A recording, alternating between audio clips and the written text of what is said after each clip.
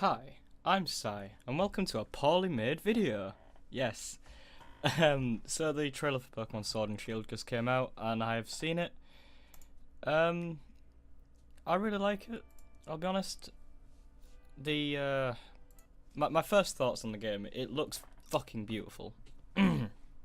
um, just the whole art design is just beautiful to me. I love how everything looks. It looks so clean. Looks so sharp. It's nice.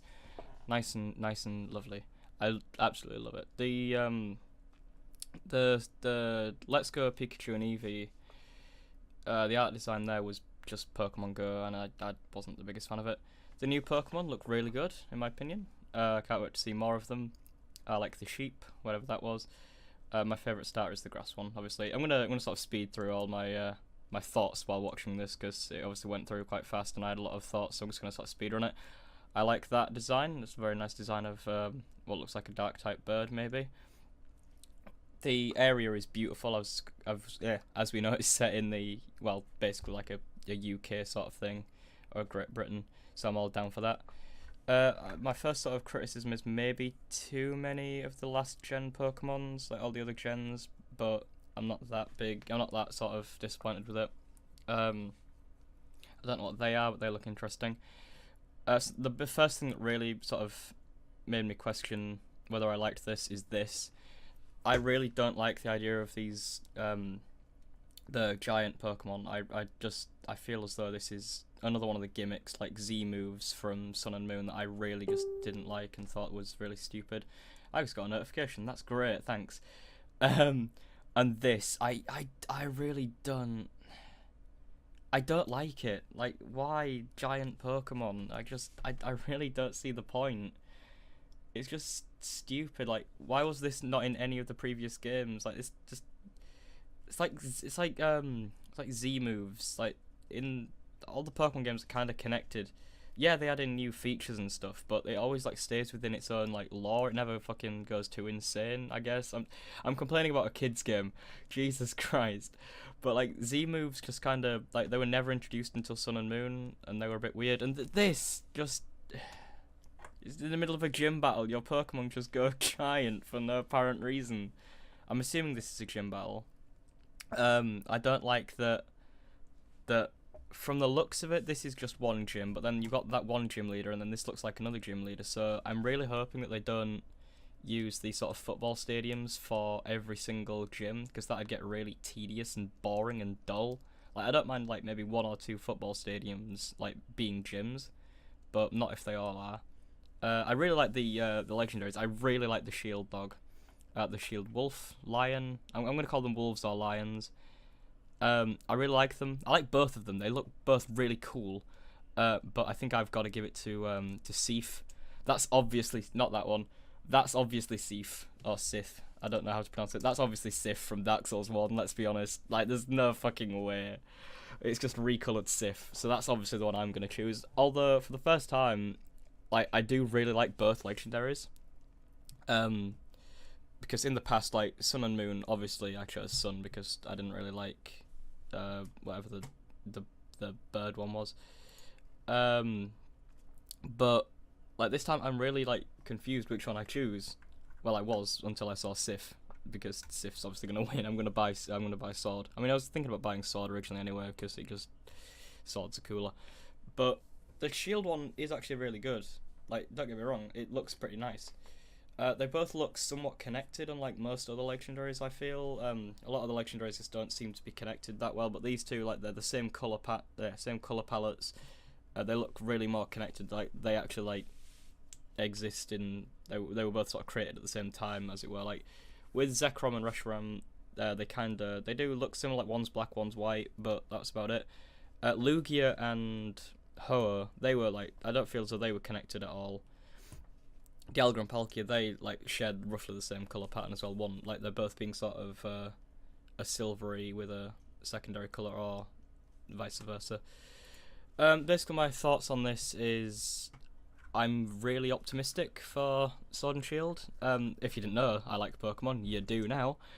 But it looks really nice. I love the like I've just noticed there, like the street signs look like, well, street signs like from the UK, I guess. I like Pokemon walking around by the looks of it. That looks really nice. It's probably going to be the most immersive Pokemon game we've gotten. Probably one of the largest because obviously it's on the Switch now, so it's in the next gen for Pokemon. I guess it's no longer on the hand. Well, I suppose it is still on a handheld, but handheld console. I did just notice he was riding a bike on water, so that's quite interesting. The bikes are back. I don't think there were a bike in red and not red and blue. Let's Go Eevee and Pikachu. I don't think there were a bike because you can just like ride on Pokemon. So I'm glad that the bikes are back. I'm like this scene here, just the entire scene of fighting this Gyarados and where the Pokemon goes like giant. I really don't like it.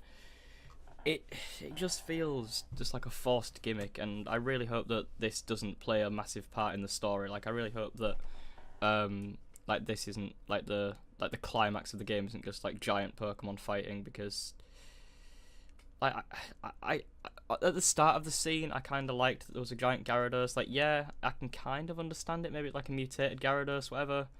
I mean, this does look like a side quest. Oh, well, no, not a side quest, but like this does look like a side activity because by the looks of it, you've got like other players as well. So like customizable stuff as well. These characters actually look customized, so there's probably gonna be loads of customized options. So that's really good. The whole like as far as I'm aware, like from this, it looks like you can play with 4 people. Whether that's online or whether it's just for this one specific activity, I don't know. But if you can like travel the world with like partners online, maybe that would be really interesting. That could be really fun to do, like playing the Pokemon game together. I noticed at the start as well, this guy looks possibly like he's going to be a rival. I'm at first glance, this guy looks. He looks like maybe a little bit mischievous, but I bet he's going to be another friendly rival. I really don't like the friendly rivals. If you don't know what I mean by friendly rival, How is probably the best example of that from Sun and Moon. Basically, I don't like Sun and Moon very much. I'll play it, but that's only because I want to play Pokemon, and it's the most recent, apart from Eevee and Pikachu, which I've basically 100%ed. I didn't like How in Sun and Moon because he was just so nice. It's like, oh, I want to be the best, and then you beat him. It's like, oh, good job, man. I'll improve next time. It's like, I don't want that to be a rival. Remember Blue from Pokemon Red and Blue? He was a dick. It's like, oh, you beat me, you prick. I'm gonna beat you next time, you little turd. It's like, all right, cool. Like, you actually wanted to beat him. When I beat How, it's like, oh, all right, cool. That was a challenge, I guess. Excuse me.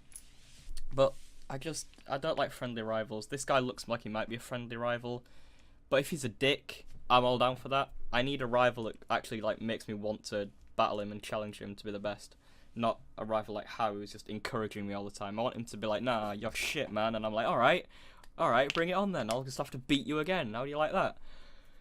Yeah, if you didn't know, I do like Pokemon quite a lot.